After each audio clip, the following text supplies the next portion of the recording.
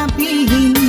এবার সবার হতে হবে পুষ্টি সচেতন, সুস্থ সবল গড়তে জাতি পুষ্টি প্রয়োজন।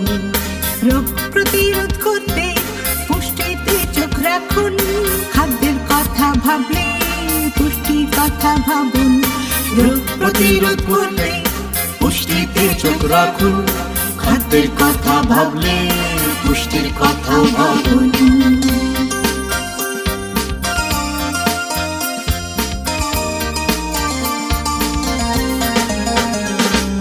পুষ্টি শুরু করতে হবে গর্ভে যখন শিশু, গর্ভবতী মায়ের জন্য পুষ্টি বড়ই